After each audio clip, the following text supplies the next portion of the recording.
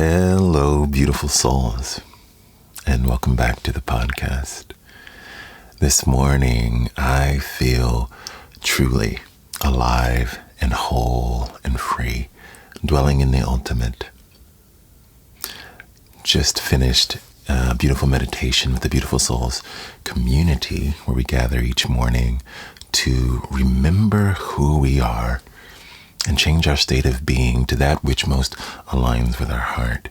And I am feeling drawn to share the beautiful theme for today, which came from No Death, No Fear by Thich Nhat Hanh. Comforting wisdom for life. And the question is, what does it mean to you to be fully alive? I think we all have this answer about being present and coming into this moment, awakened, connected to our joy, connecting to what makes us full. But I love to sharing in this book here, and I'm not going to read it to you. I'm just going to tell you the story because it's a little long. But in short, it's about a gentleman who spent his whole life stuck in the historical dimension, the timeline, worried about tomorrow, or stuck in the past. All the things that coulda, shoulda, woulda gone a different way. And ultimately getting so lost in that, he ended up losing himself and killing someone and ending up in jail. Very sad story. And he was sentenced to death, had the death sentence. And so there's 3 days right before he passes, and he spent all this time in prison, still in the historical dimension, until one day he looks up and notices that there is a ray of light coming into his room. And as he focuses on the ray of light, he can also see the sky, the big blue sky that he hasn't seen. And he becomes so delighted and present as he takes in the sky. He realizes he's never witnessed it from this vantage point before, from this state of being. And he's giddy with laughter, and he's awake, and he's open and available to this powerful gift of awareness and consciousness and aliveness. And he just wants to maintain this state for his last 3 days. And so he spends his last 3 days breathing and connecting and admiring the beautiful blue sky. And then the priest comes in for his last sacrament before he passes or is sentenced to death. And he doesn't want to see the priest because he can see that the priest is still very much stuck in the historical dimension, very heavy laden with what was and what will be no more. And the interesting thing about this is that we all do this. We all get so lost in what didn't go our way, or what could go wrong, or how others will judge us or think about situation, or what our partner or family should or shouldn't have done. And we're already dead, right? We're not present. We're not alive in this moment. We're in a state of contraction, closing in the historical dimension, as Thich Nhat Hanh would say. But when we return to the present moment, like this gentleman in the story, who even though he was on death row, was very much alive. We don't have to wait until we're on death row. We don't have to wait until we know what our last day will be or the end of our lives. But we can start today, dwelling right here and now in this present moment, fully awake and free. So what I will read from this book here is a little mantra called "The Only Moment We Can Be Alive." The only moment we can be alive. And it says, I have arrived. I am home. In the here, in the now. I am solid. I am free. In the ultimate, I dwell. How beautiful is that? I am home. I have arrived in the here, in the now. I am solid. I am free. In the ultimate, I dwell. And that's what I want to share with you this morning. This ultimate dimension, fully connected, present in body, present in heart and mind, to the beauty that is around us. Even the beauty of conflict. What a gift to be present to all of our states of awareness, yours and mine, even if we differ on a particular subject. Not just the rosy, beautiful ice cream and rainbows part of our existence, but all of it. There's a great aliveness and freedom if we dwell in the present moment. Without judgment, right? There's this dance without trying to control, without getting stuck or lost in the historical dimension of, oh, it has to be this way, or it should have been this way. When really, if it could have been those ways, it would be. But rather it is what it is, as they say, and that's okay. The greatest thing we can do is liberate ourselves by being in this present moment.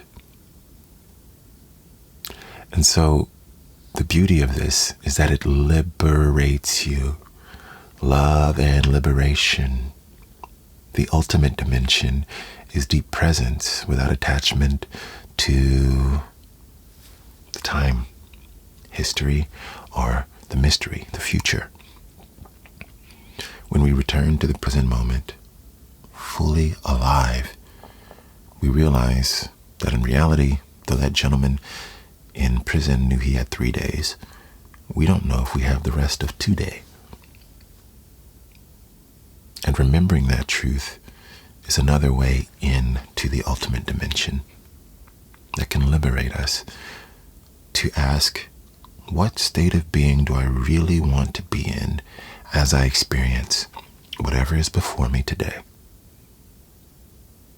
Because whatever is before me is what life has brought me to. But I get to decide how I experience it.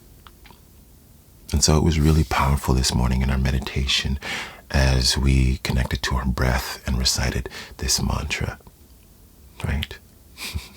Connected to our bodies and recited this mantra. I am home. I have arrived in the here, in the now. I am solid. I am free in the ultimate. I dwell. Connected to our heart and recited this mantra. I am home. I have arrived.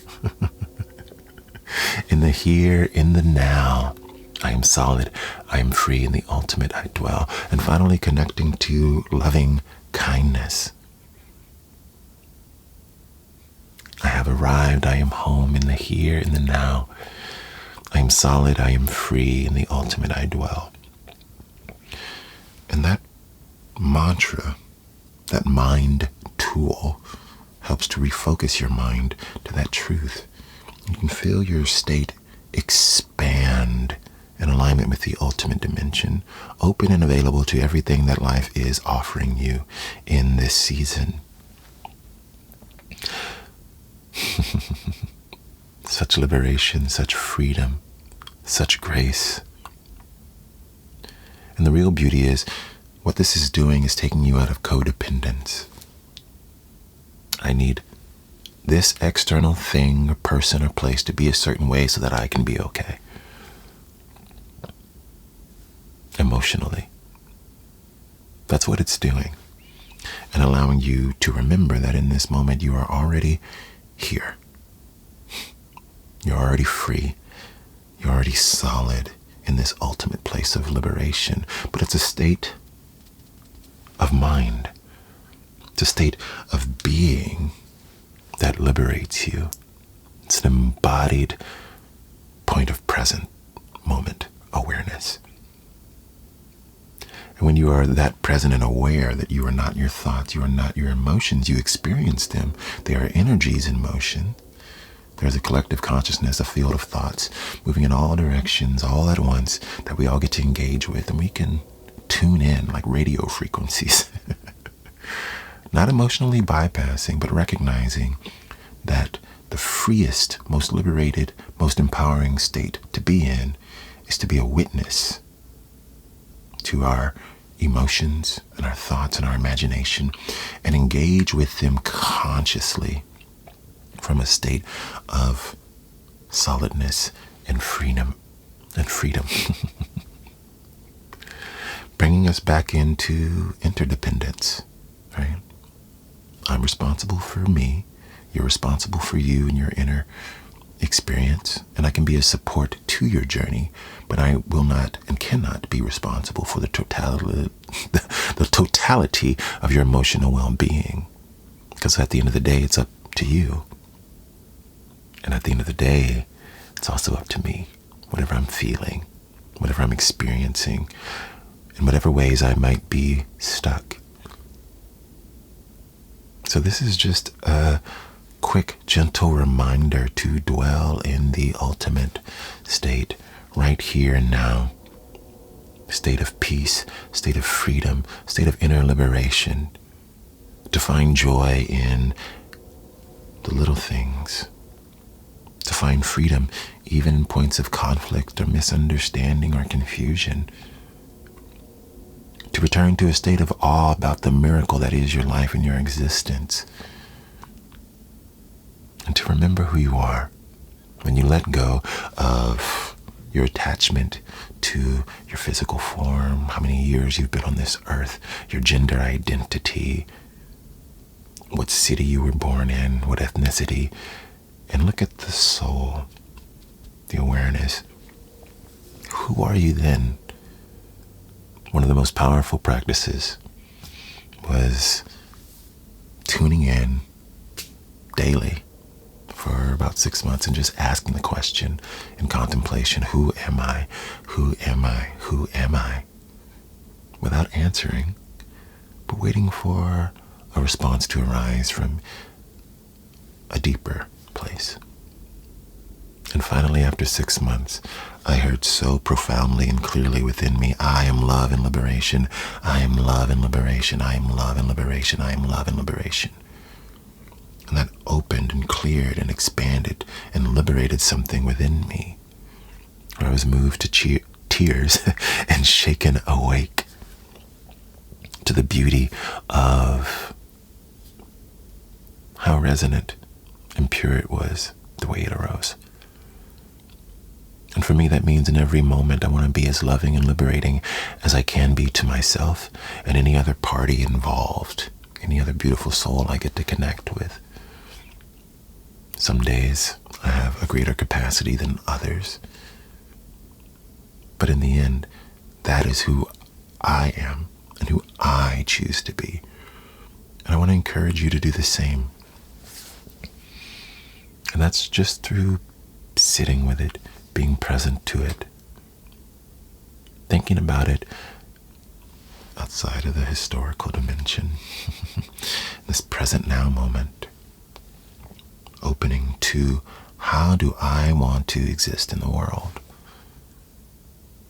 That is the gift of awakening to life beyond the historical dimension and being truly alive. So I want to take this moment just to share with you in the Beautiful Souls community. This is our intention every day, to return to this state of present moment awareness, to be truly alive with everything that is happening in our world, to face it, to parcel through it, and in the process, practice being our fullest, most alive, loving, and liberating selves, so that we can face all of life without getting lost in the old patterns of codependence, people-pleasing, not being able to say no, not having boundaries,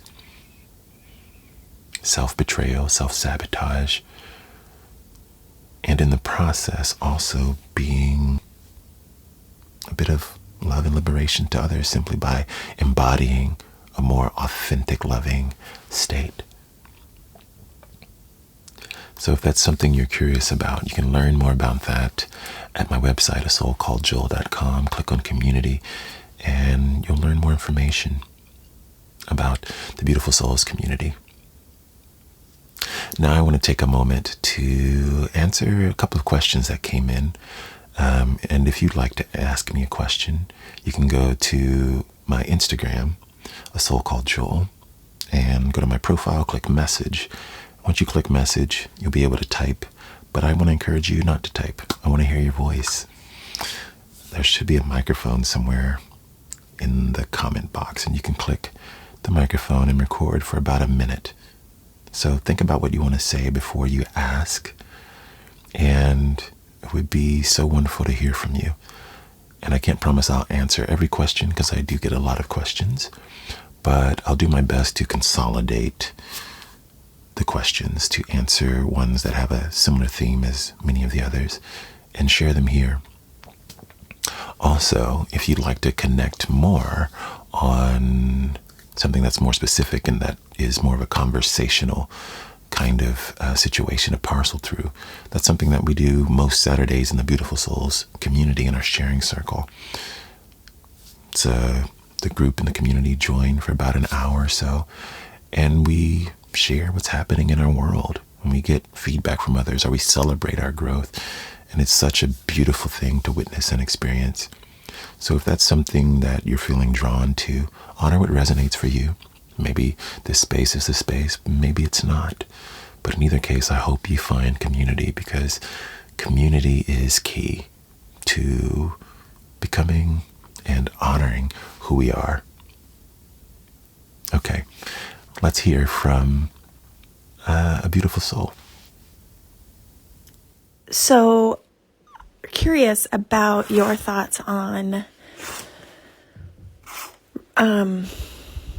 that delicate balance between being instead of doing, and then also being resourceful enough to consciously create what it is that you're trying to consciously create in this world. So, without that becoming a to-do list, because I've escaped that hustle to-do list energy and leaned more into being. And so just the balance, like I guide other women in this, and I'm also curious about it myself, like your thoughts on balancing the being versus doing, and then also still being resourceful and consciously creating. Thank you. What a great question. Thank you, Dana. Being versus doing, and also consciously creating. The way that this lands for me, there's a couple of things that I look for in all facets of my life that help me align, again, back to this ultimate dimension, right? Being present in the here and now, solid, free, and resting in the ultimate, because that's how I want to experience the world. So anytime I hear something juxtaposed in a dualistic sense, I try to look for the liberation from duality, non-duality. And so being versus doing, for me, the ultimate dimension is the liberation. Meaning we can get so lost in our doing, and we think of that as the issue or the problem or the reason why we're stuck. But it's really our state of being as we're doing. And what I mean is, usually when we're in our doing, we're in a state of resistance of some kind, right? We're not present, we're absent, right? We either feel anxious or stressed or fearful or worrisome, frustrated, right? And usually that's because we're not allowing ourselves to be aligned. We're not in aligned action. That's the way I would think of it. And so I know I have my to-do list. Let me share with you what I do. I will have my to-do list, and I'll have them prioritized by time, because some things are more urgent than others. But before I do anything, I take a moment to reconnect to my state of being. And I just tune in, maybe as I read my list. What state am I in? Some days I'm definitely in resistance because just like anybody else, I don't always want to do what is necessary. And so my way of stepping back is recognizing I'm in resistance, tune into my heart space. And then I ask, well, what am I resisting? And when I ask what I'm resisting, it's very interesting what things come up, right? So sometimes what I'll be resisting is parts of old wounds connected to showing myself or being outside of my comfort zone, right? Bringing into being whatever it is I'm bringing into being. And so I'll take a moment to sit with that. What is the most loving and liberating thing I can offer myself in that space right now? Right? Regarding whatever's coming up. So maybe I might be thinking of moments where I showed myself or shared myself and I received some critique or judgment or some rude comments. And so I'll be with myself and remember or remind myself who I am. I remember that other people's perspectives or projections are theirs and it's none of my business. Hold myself gently and return to the present moment with compassion and grace. And then say, as I move into a space beyond my comfort zone, I will experience it with a sense of love, grace, and compassion. And I won't rush. I'm going to be present to every facet of this experience so that I might not only complete my task, but that I might cultivate greater love and liberation for myself and this process of life and expansion. And I return to embody who I am and being fully present to the process. So that might mean I take more time with it as I do it. Instead of rushing, I do the opposite. Because as I slow down, I realize that I can find great joy in responding to emails that at one point were a big point of resistance, right? Something I still dance with from time to time. But we can experience every facet of our life in this state of love and liberation, being very present to it. But we have to be sure of our intention as we move through these things. Many times we say, oh, I'm just going to get it done, right? But we don't think about the unconscious intention that says, oh, I have to dislike this thing, and I don't really care about how I exist as I experience this. And in that way, we kind of are creating a death for our inner space of who we are. Because our intention is to just get done. This is annoying. I'm in resistance. Versus, I'm going to use this process as a practice of liberation, of embodying all I know myself to be. One of my favorite things from The Miracle of Mindfulness by Thich Nhat Hanh, he was sharing about having some friends over. And of course, Thich Nhat Hanh is a Vietnamese Buddhist monk, and so most of his friends are all aware of meditation and mindfulness. And so after they have dinner, a friend says, oh, can I wash the dishes? And he pauses and says, well, if you're going to wash the dishes, you have to know how to wash the dishes. And the friend kind of laughs because there's a common theme amongst the monks, and that's how they express the same thing I'm expressing to you now, which is don't just wash the dishes to wash the dishes or do the things on your to-do list to do them because this is what you need to do. But in every right, in every circular motion on the plates, or as you clean the cups, feel the water in your hands, feel the keys on your fingers as you write those emails and those build your website or whatever it is you're doing, your articles, and be fully present to it, recognizing that the energy you put into it is just as important as the action, right? So if you're divided in your energy and your action, that will come through in your work and will only cultivate the continuation of division within yourself, self-sabotage, incoherence. Mind says one thing, heart wants to do another. But rather start with coherence. Set your intention. My intention is to cultivate greater love and liberation as I expand in this space of my profession, or as I serve, or whatever it is you're calling in. And therefore, there is no being versus doing. There is conscious being and doing, resting in the ultimate dimension. And I found that when I create that way, more people can feel my energy through the work I do, whether it's videos or music or something else. Right? And that draws people in even more to what you're doing.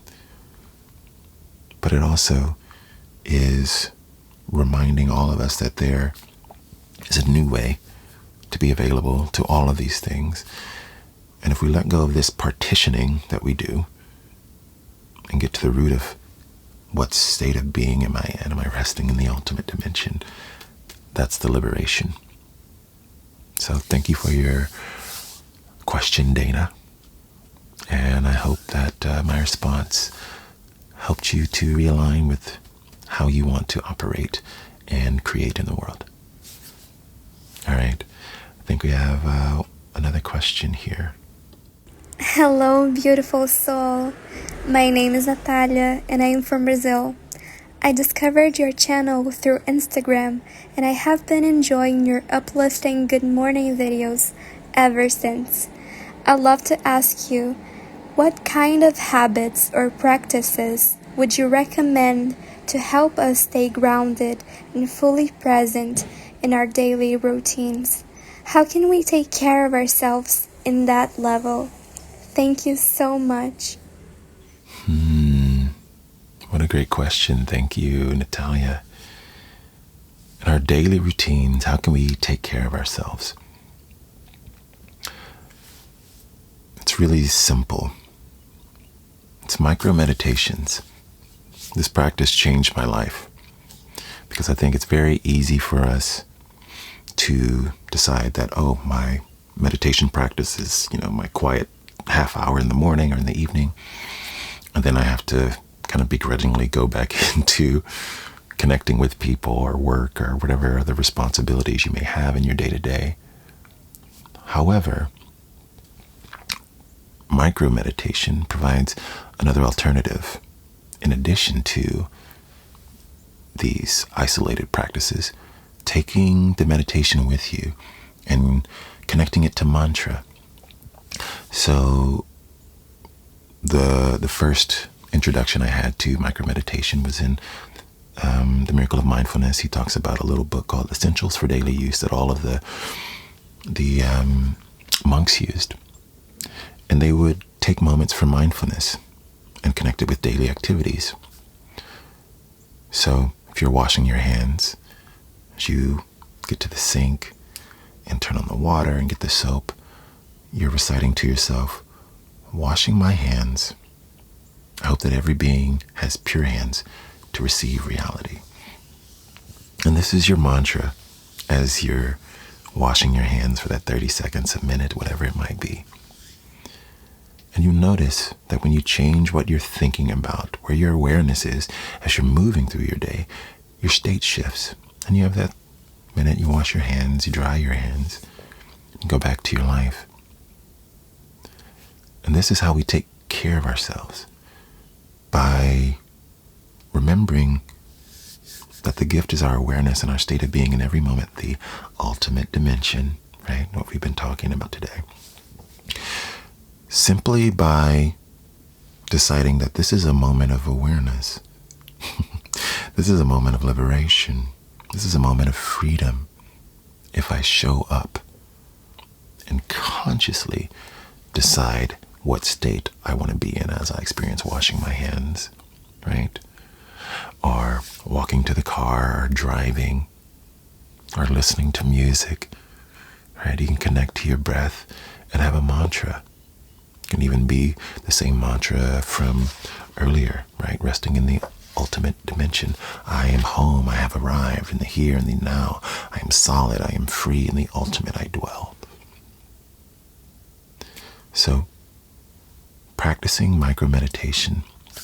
Another way to do this is if you have certain points in your day where you notice that you naturally get stressed, whether it's your boss or stepping into the office or a certain meeting or a certain task, before you get there, you can take a moment, a minute or two, connect to your breath, check your state of being, and set a conscious intention.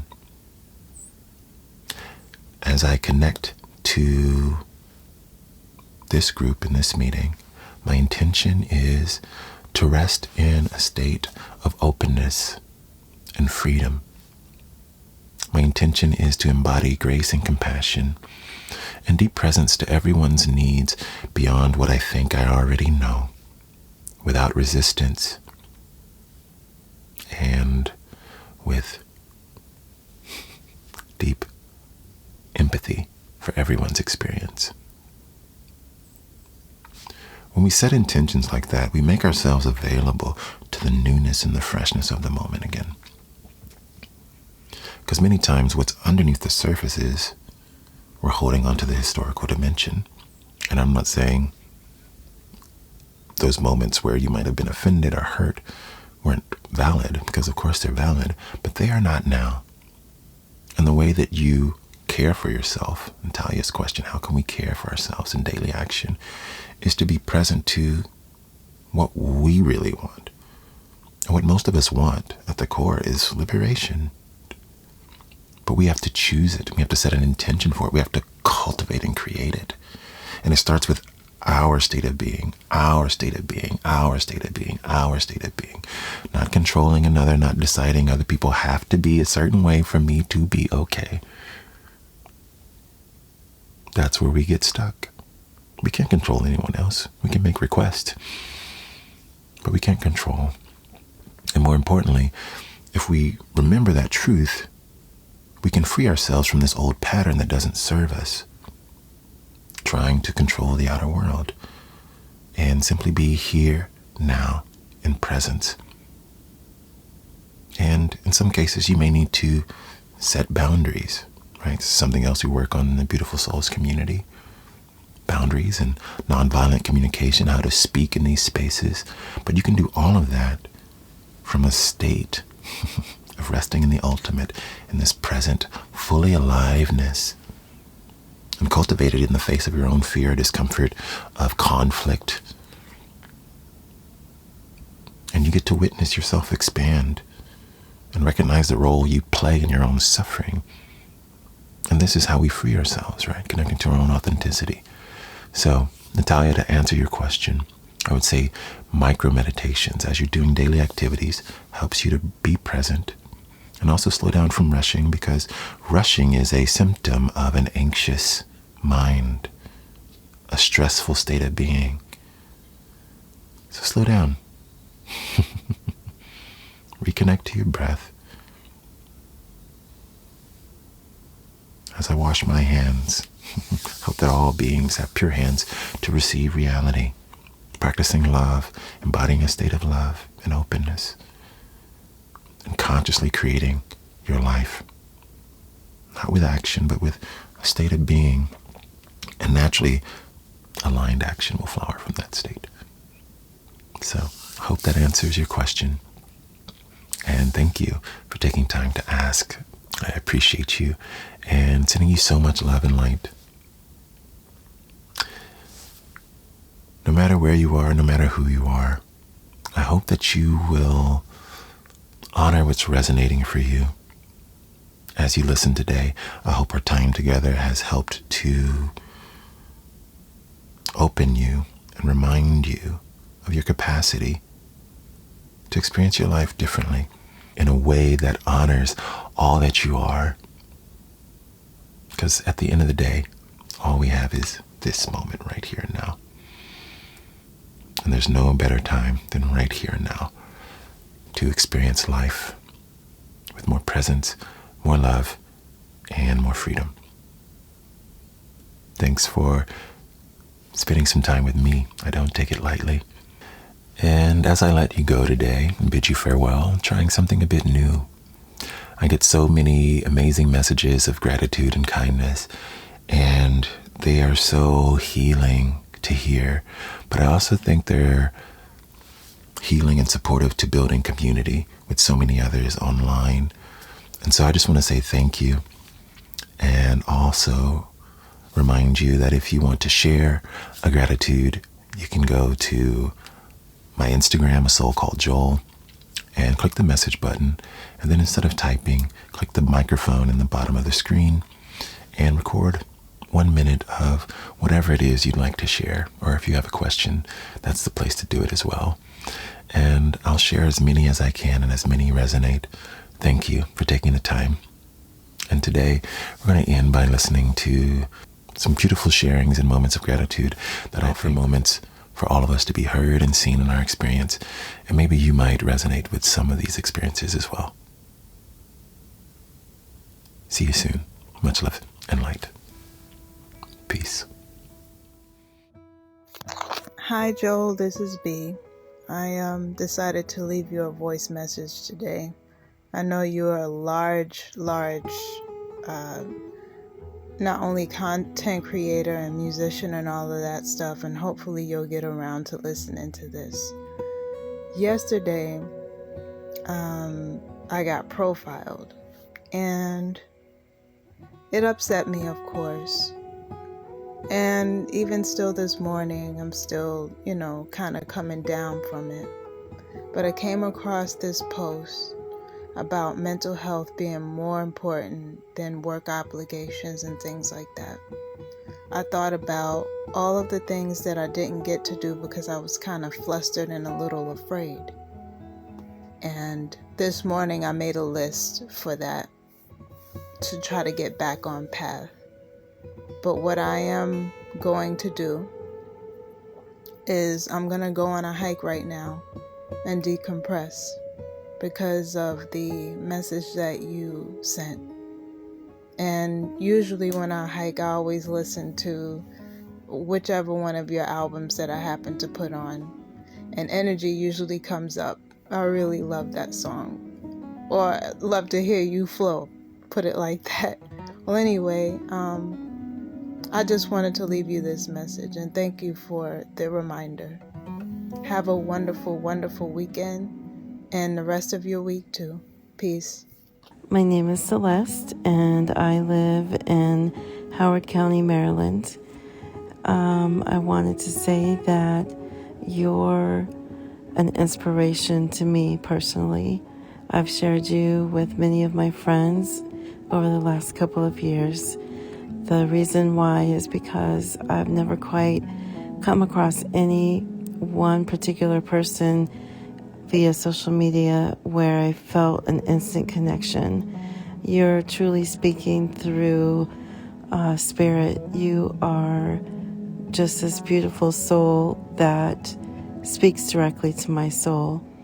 And I really appreciate the fact that you do this for the world and to bring people together in community. I appreciate you so much. I just wanted to say that my name is Randy. Started following you on TikTok, where I learned that one of my favorite people is somebody that you know very well, India Ari. Not surprising. The energy that you both have is so top tier. So grateful to be able to connect with you guys through music and through viewing your page, because in the moments where I've navigated some of my heaviest and most trying times, it was you asking me how was my heart that got me through so many days. Thank you so much. Much love, much light, and much appreciation. Thank you, Joel. Really, it's always a pleasure every day to hear your voice and ask myself, how is my heart? and then with deep gratitude ask to my friends, how are their heart? And this question always brings so much deepness and consciousness in life. Thank you, Pachamama. Hi, Joel. This is Dea, and I live in the East Coast, and this is my comment of gratitude. I am so grateful for finally understanding that all of the disappointments in my life turned out to be the biggest revelations about who I needed to become. And I did that by no longer giving power to what was done to me. Instead, I chose to pay attention to what was happening in me during those times, which left me paralyzed with fear and contempt enough to make me sick. With that awareness, the real healing began. And throughout my healing journey, I understood that what broke me made me stronger, more resilient, and more self-aware. My pain slowly turned into power, purpose, and peace. So if you're out there listening to this, make sure that what's happening in you is far more important than what was done to you. Take care of yourself. Much love. Hello, beautiful soul. How are you? I'm Laura, and I'm from Brazil. I'd like to say that I love your posts. When I hear your greeting in the morning, hello, beautiful soul, I immediately share it in my stories. So thank you for being a light for us. God bless. Bye-bye.